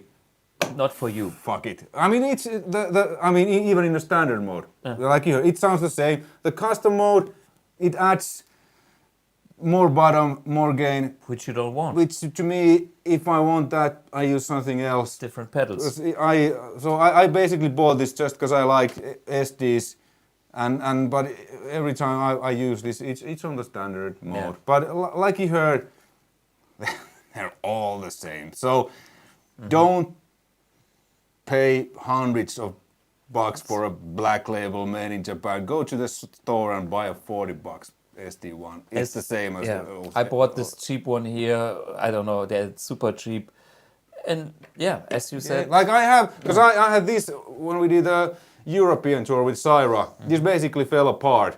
During one show, I kicked it so hard. Usually it's 95% on. Sometimes I kick it off. And it just splashed. The thing came out and it went dead. So I played the rest of the show without SD, which was a bit odd. Anyway, the next day I went to a local shop, bought a Malaysian one, put it on board. No difference. No difference. Good. Good news. I think, sometimes with all these esoteric talks about tone. Yeah, and I mean, because these are human-made. Obviously, the pots wore out and stuff. So maybe they're, I don't know, but there's no. While we're at it, my second, I want to show. I brought this in. Okay. Just for the sake, because the first pedal I ever bought. Boss HM2. I have one of these too. This was 90s. And you know, made in Japan, blackclay. I guess these are worth something, but I've kept this all these years. Sometimes I use this, actually I produce an album, Finnish metal band's album. We used this on one song where it had this kind of like Swedish death metal kind of riffs, and I was like, dudes, this one needs HM2. And the only correct way is how you said it, everything on 10. Yeah. It sounds like shit on its own, but in the context of a mix, it's really unique sound. So this is the first one I ever bought, 1989. HM2. And it was because I went to a guitar store and bought a electric guitar. It was kind of Jackson copy, Aria Pro 2. Yeah, I had one of those too. Yeah, and small Aria amp. Yeah. But it didn't have it was Overdrive. clean. It was just clean. Yeah. So And I went to the shop next day. Yeah. I said to the guy that the amp doesn't have a distortion. Overdrive, yeah. You want distortion, son? Yeah. Get this. Here you go.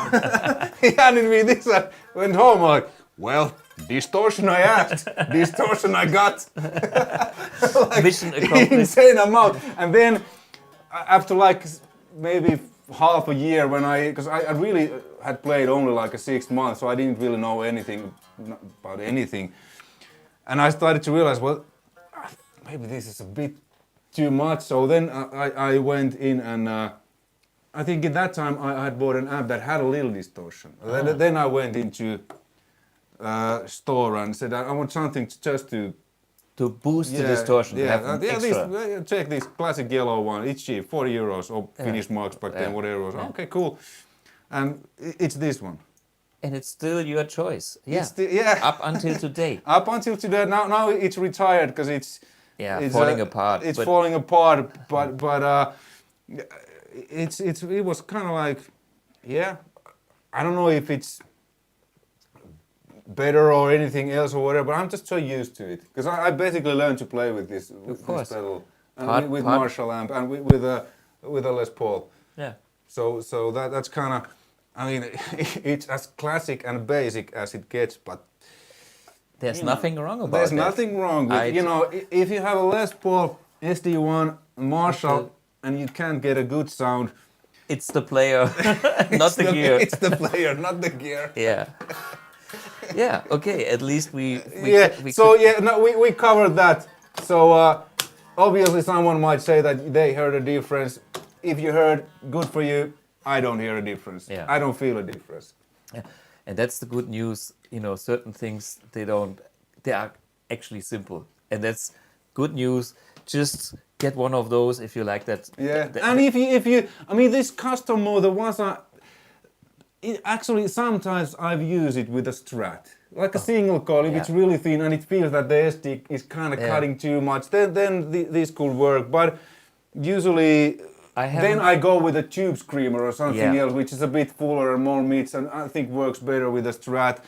But again, you know, maybe I don't care about it that much, but I guess there's many people that cares. But to me, SD is this SD, like 5150 is unmuddied, cold biased work of horse. Yeah. Wow. Hey, cool. So vintage gear, guitars, and you know, more fun. What should I get? The old one? Get both. Come on, get both. Let's take this one first. Yeah. This is a 56 Les Paul. I mean, you're the Les Paul guy, of course. 56. Yeah. Man. Okay, regular tuning. Where's...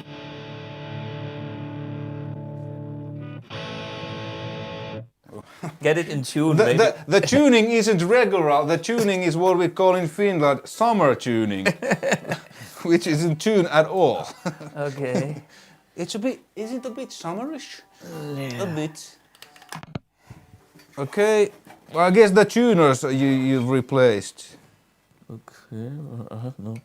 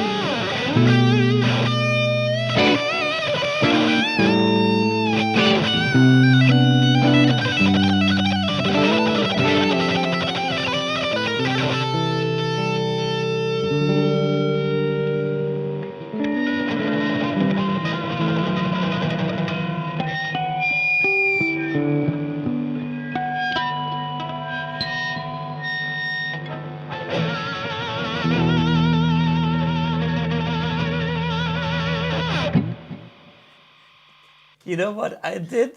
I played that song in the wrong beat. I played 1, 2, 3, 4, Yeah. 5. Yeah, and the original is 1. Yeah, because I tried to do the. I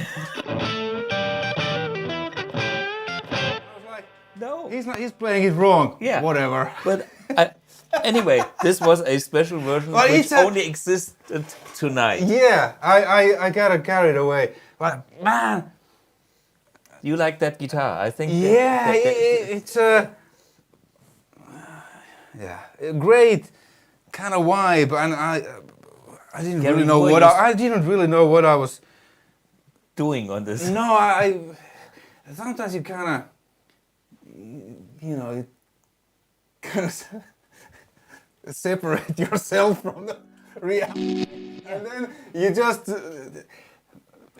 probably I played way too many notes, but it was just a kind of, I don't know, but it's this is something I still do and used to do when I was a kid, just to put some song I just hours could go, and then you know my mom sometimes, hey son, I think maybe like, and it's like what do you mean? I just started. No, you've been doing that for 4 hours. But you just Because get into you the. get lost. You get lost. You get lost. You get lost in and this P90. P90. Yeah. I really needed to dig, but it makes you play differently. Exactly. And kind of sound, because there's a lot less output than, you know, Of course. but it just, because I think. Even hurt your finger. I can tell. Yeah, it's I heard the fingertip. almost blood, but it makes you dig because you want to get that, and it's kind of nice touch. Because with my guitar, I would probably play it a little bit easier. Of course. 'Cause but this makes you work like harder. And that's why I like to challenge you with different instruments, because there is still Euge that wants to cut through with no humbucker. Let's try the other. Now since we're in single coil mode. Yeah, okay. What do we? So this is another old one. That's another old guitar, yes. I think it's a 67 or so, something.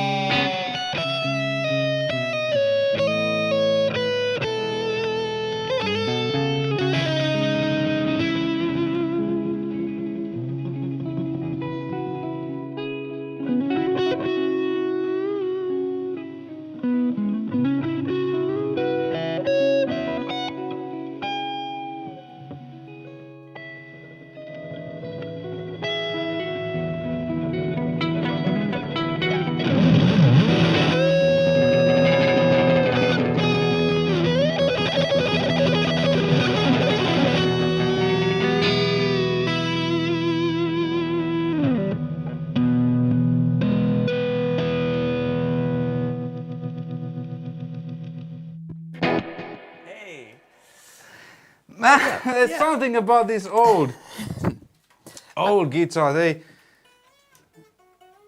fuck. I tell you, you know, single coast. Yeah. You just gotta hit harder. Exactly, even harder, even harder. Even harder. Yeah. My finger is almost. You know, for me, it's so cool when you come here and you inspire me with your heavy touch and with the heavy tones and stuff like that. And I love you fighting. It's really fighting with that vintage guitars. Yeah, because I'm like, Yeah, come on, give me more. yeah. I want more. But I love to hear that. I like you playing that stuff as well. You know. As Yeah, much. I like to play it. Yeah. I mean, this is you know, that John Mayer song, absolutely great. I sometimes spend hours, repeat, and just. The atmosphere is cool. You go to places. Yeah. It's I mean, you know, and well, I guess I still sounded like myself.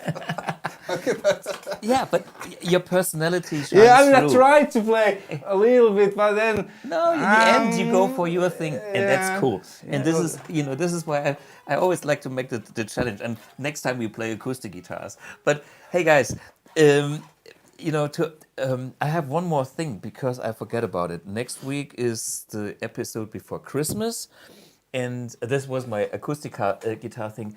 We will have a live stream upstairs in my living room with my band colleague Gulli from the Rock Anarchy and Sabrina.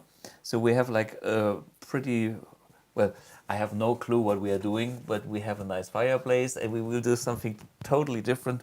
I bring up my Strats and blah, blah, blah, but we will also have acoustic guitars and fun and wine, and we'll have a lot of fun next week. So, but before I forget, there's one thing I need to mention is we have a special thing for Christmas. Usually BluGuitar never makes specials, but since we had no time for nothing, we decided, you know what, we have the Blue Box back in stock, and the Blue Box and the Mercury, you can get a Blue Box or here, that's what I'm using here for my direct sound, for $9.99 or something on our website. EU only, so that is my advertising stuff. Subscribe to the channel. I forgot this always. Hit the like and stuff, things on YouTube. And somebody mentioned that I'm not existing on Instagram anymore. Yes, because some fucker trapped me and hacked my account. I'm not sure if I get this back in any way. If not, I will start over from whatever. But I let you guys know. At this point, I'm just, you know, I disappeared. And somebody in Meta, which is the company that does Facebook and Instagram, might have a look if they can restore my account. Maybe, maybe not. So things can happen. But yeah, watch Euge's channel, very important, Mr. 230 volts. Yeah, yeah. And we forgot to mention the song we played in the beginning. Beginning, yes. That sure. was one of my solo tracks released as a single. So if you want to check that song out, it's in all streaming services, called Take a Walk. It has a Take a walk. Endorser on drums, which is Cyrus drum technician, and many times he has played also with us since when Alex has been on tour with Camelot, and my good friend Nico Hartonen sings on that. So you know, I've released 2 solo albums, and then every now and then when I have time I put out these solo tracks, sometimes with a vocalist, and this was the latest I did, even though it's a while ago because I haven't had time, but that was just if you're interested. And everything what I've... And it's fun. I had to learn the song like today before the show. Really yeah, but it was really, I mean, Thomas is... I pick up what... Because the last time we played, I think we played the Bad Boy song, which is instrumental. Again, we went through that just like 10 minutes before the show. And it always impresses me that But you. for me, the problem is I have forgotten everything now. It's like my short-term memory. But it's so much fun. I mean, the thing about what you are doing with the music, the tone, everything, it's that I like that positive, having fun, attitude, energy thing. I'm always, I mean, it is, whatever you do, also your videos, I can watch Euge all day because it's positive energy, I mean, it lifts me up. One of my, or basically the only guy that I've taken lessons, Finnish guitar player, Petteri Hirvonen. And he Raikkonen, no, that's the driver. and he used to say to me that, Euge, remember, it's all about having fun. Yeah, The second you're not having fun, it's over. it's over. Yeah. So it's all about, and it was kind of also, he said, but sometimes, you're too hard on yourself and you think that everything I come up with, it sounds like shit or whatever, but it's just take it as a kind of like a play. Yeah. Just, wiggle around and enjoy and go with the flow and let you take Yeah. from this place to another place. yeah. I mean, I'm still, I'm not 15 years anymore, but sometimes I feel, because I still sit on the side of the bed or in my studio and just noodle Yeah. with no purpose. Sometimes something good comes up, but I'm just enjoying it. Like what I did when I was a kid. I just like to play and go to places and pretend that I'm on big stage and everybody likes me, and then, but it's just in my head. But well, luckily I've been able to do that. But it's still the Initial spark spark and the is still there. guitar, because when I started, there was many us my age started to play guitar. Some of them just to get girls, just to be in a band. And when the band quit the play, they quit the play. Yeah. And of course, yeah, who doesn't want to be a rock star? But to me, It was about having fun with the instruments. yeah, And this fire is still alive. And learning to play. Yeah. Like, Brian May, I think, once said that if something worth doing, it's usually worth doing to the max. So it's still there, and if I wouldn't have a band or career, if I wouldn't have made a living doing this, I would still play. I would just enjoy. It's the best, maybe the best thing that one can do with clothes on, and sometimes without clothes. But there's a few other things which might be even more funnier without clothes. But I played naked too. On one show. Yeah. It was a big company show, and I was just in a zone and mood, and I asked the stage manager that, can I take my clothes off? He probably think that I am nuts. He said, yeah. And I took my clothes off. I was playing naked and went to the audience and ran there and had my guitar. 6 months later, we had another show, many shows, but that was show, and to the backstage comes a guy who was the managing director of that company that we played. Right. I was like, oh, I remember you. I was like, oh, fuck. No. That's the only thing the women in our office talk the next couple of months. You being naked. I think that was the best Christmas company party we ever had. That tattoo, long-haired guitar playing naked. I was like, so it was good thing. It was the best thing. See? But maybe that's only in Finland, and that was 20 years ago. I don't know, nowadays somebody might... You have to, but I think But I wasn't thinking. I was just like... It comes... Close! Naked! If you feel like it, if it's right in the moment, you do stuff like this. Yeah. Sometimes I just watched a few of my pictures the other day, and because I do my website and looking through pictures, and I said, I found pictures with me handing my guitar to the audience, because, and then there's some women grabbing the guitar, and I was playing a little bit, and stuff like that. if you feel like it, go for it. It's the moment. And do the right thing in the right moment. I broke one of my actually good Les Pauls. I was in the moment and I threw it in the air. But I forgot that I threw it. And I was like, yeah, right. Then, and it landed on our keyboard player's keyboard, so the keyboards got smashed and the guitar got smashed. And then it was kind of like I think it was the last song.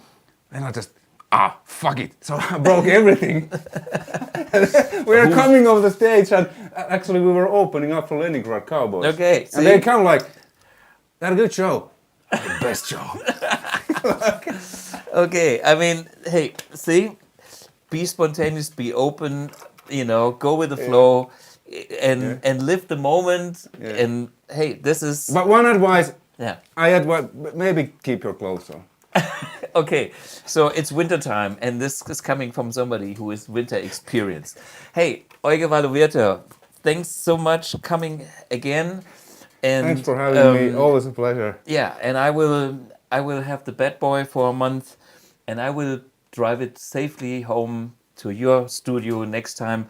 Maybe I make a little video clip at your home. Yeah, because I think we're gonna also do some impulses. Yeah, we have things. Yeah, we have things planned. So January I will visit him, and this will all be part of this big MX project.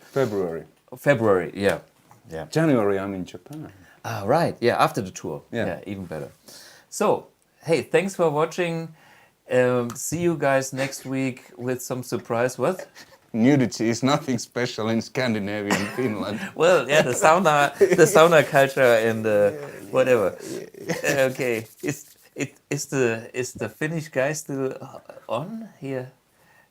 Great show. Thank you so much. Hey guys, this is my famous last words to you too. Thank you. Thanks, you. It was a pleasure. Nice comments. Much appreciated. This was fun, and hopefully, maybe you even learned something or got some tips and ideas of what we said and what we did. The big message is buy any of these and they're all good. Buy the new ones. They're cheap. They're the same. Cheers. Bye-bye. Bye.